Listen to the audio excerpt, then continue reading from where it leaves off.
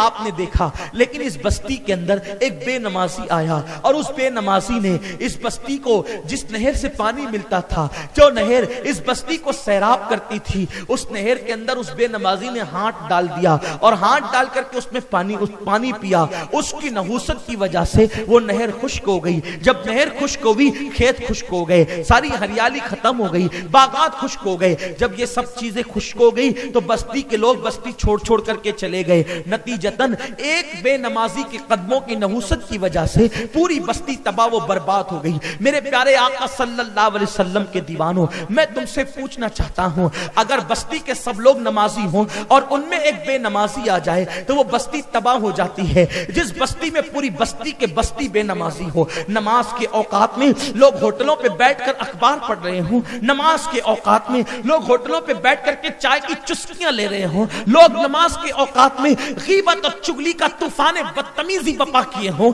نماز کے اوقات میں لوگ فیس بک واٹس ایپ پر گندگی کر رہے ہوں، نماز کے اوقات میں اللہ اکبر لوگ موبائل کے اندر گم ہوں، بستیاں ویران نہ ہوگی تو کیا ہوگا؟ بستیاں تباہ نہ ہوگی تو کیا ہوگا؟ میرے پیارے آقا علیہ السلام کے پیارے دیوانوں، ہوش کے ناخن لینا ہوگا۔ میری بات کو آپ کسی دیوانے کی بڑھ نہ سمجھیں، میری گفتگو کو اللہ اکبر آپ ڈرانے دھمکانے کا سبب نہ سمجھیں۔ میں نے یہ حدیث پیش کی ہے کہ اللہ اکبر جب سجدوں سے قوم دور ہو جاتی ہے تو بستیاں تباہ کر دی جاتی ہے۔ اس طریقے کے درجنوں اسباب بستیاں کیوں تباہ ہوتی ہے، انشاءاللہ اگر یہ عنوان کہیں اور دیا گیا تو ہم حدیث پاک کی روشنی کے اندر وہ سارے جرائم گنائیں گے جس کی بنیاد پہ بستیاں تباہ ہوتی ہے۔ لیکن اب تک جتنی باتیں گنائی ہیں، کاش کہ مجھ سے توبہ کر لیں، ہماری بستیاں ویران ہونے سے محفوظ رہے گی۔ لیکن یاد رکھنا، اگر اللہ نہ کرے، ہم نہ سمجھیں، ہم نہ سدھرے تو اللہ اکبر بستیاں ویران ہو سکتی ہے۔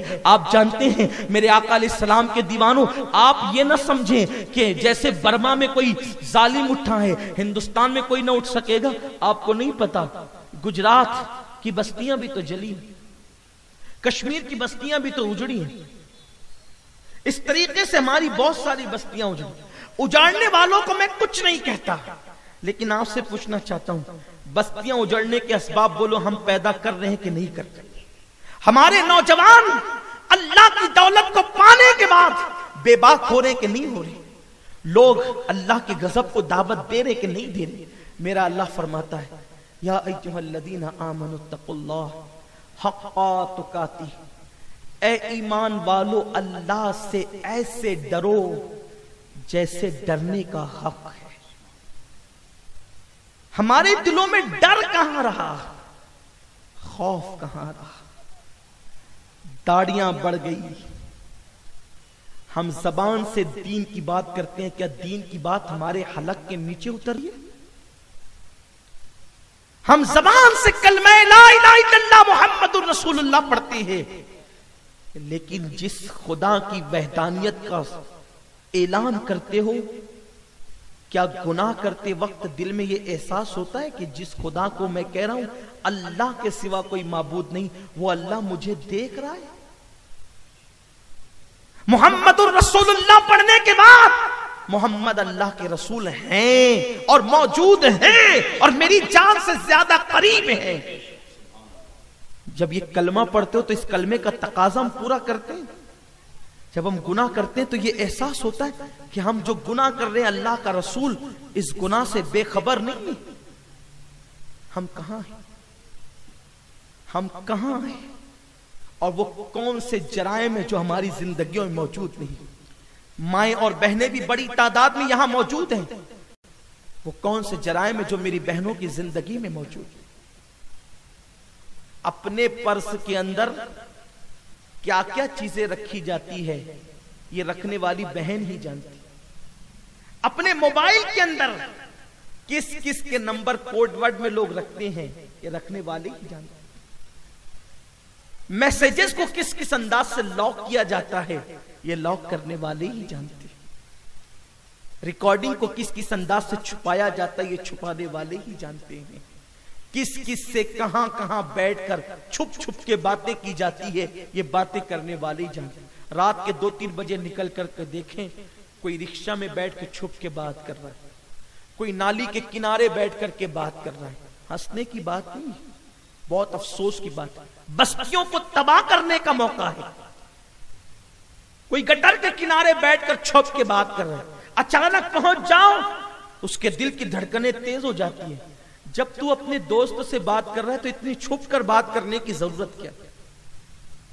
بچیاں ٹیرس پہ جا کر بات کر رہی ہے، جب تو اپنی سہیلی سے بات کر رہی ہے تو تجھے ماں کے سامنے بیٹھ کر بات کرنے میں آر کیا ہے؟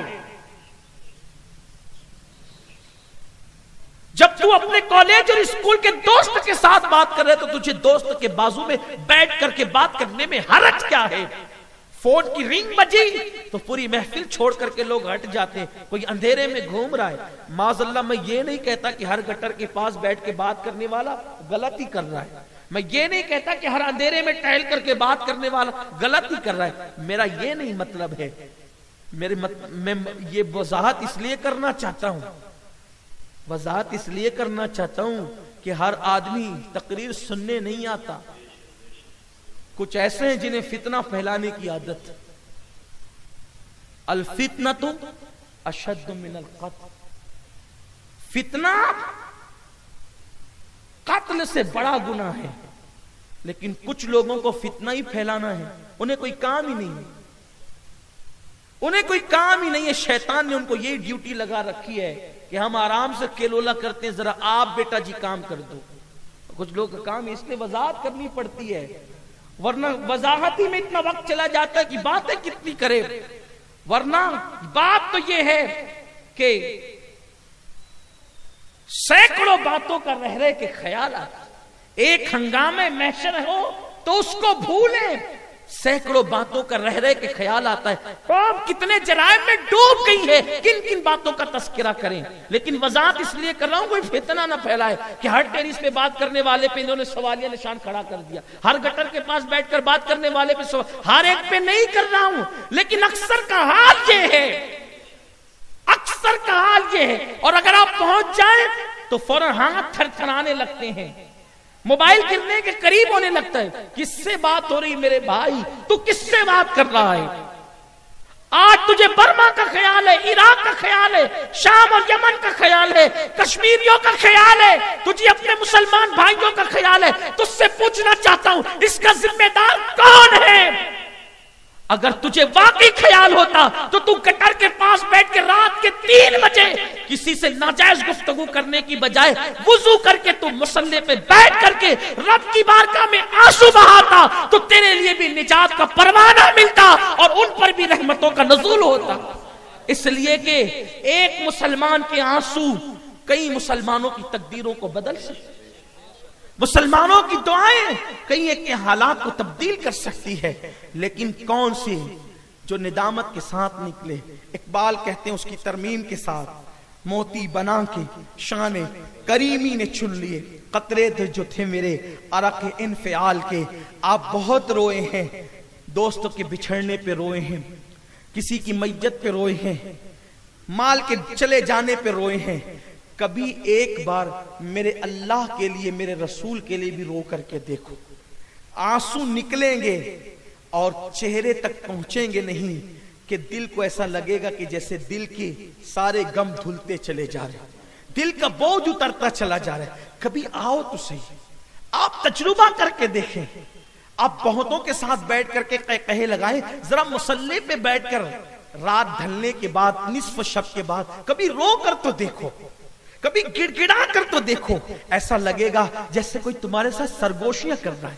اور جب تک کہ ہمارا جوان راتوں کو آخری پہر میں رو رو کر دعائیں کرتا تھا، اس وقت تک مسلمانوں پر یہ حالات نہیں تھے کہ ہماری بستیاں بھی اجڑ جائے، بلکہ ہماری بستیاں آباد ہوتی تھی، آبادی ہوتی تھی۔ آؤ اگر آبادی چاہتے ہو، اللہ کے گھروں کو آباد کرو، گناہوں کو ترک کرو، خدا کے غضب کو دعوت دینے سے بچو، زندگی میں انقلاب پیدا کرو۔ یہاں سے لے کے وہاں تک میرے جتنے بھائی آئے ہیں، آخری جملہ ان سے کہنا چاہتا ہوں، ایک مشن بنا لیں، نہ گناہ کریں گے انشاءاللہ، نہ گناہ کرنے دیں گے۔ آپ کی بستیوں میں سنی دعوت اسلامی کے مبلغین کو بلوائیے اور چوک پہ درس کا اہتمام کیجئے، جمعہ کے دن جو ہفتہ وار اجتماع ہوتا ہے اس ہفتہ وار اجتماع میں اپنے دوستوں کو لائیے، اس طرح کی باتیں سنیں گے، زندگی بدلے گی۔ اگر آپ کی وجہ سے کسی کی زندگی بدل گئی تو انشاءاللہ آپ کی دنیا بھی سنور جائے گی اور آخرت بھی سنور جائے گی۔ سنی دعوت اسلامی کا مقصد بس ایک ہے کہ ہم لوگوں کو اللہ اس کے رسول سے قریب کرنا چاہتے ہیں، بس اپنا یہی مقصد ہے، اور اللہ سے دعا ہے کہ اللہ ہمیں حق کہنے، حق سننے اور حق پر عمل کرنے کی توفیق عطا فرمائے۔ دوران گفتگو کوئی غلطی ہو تو اللہ معاف کرے۔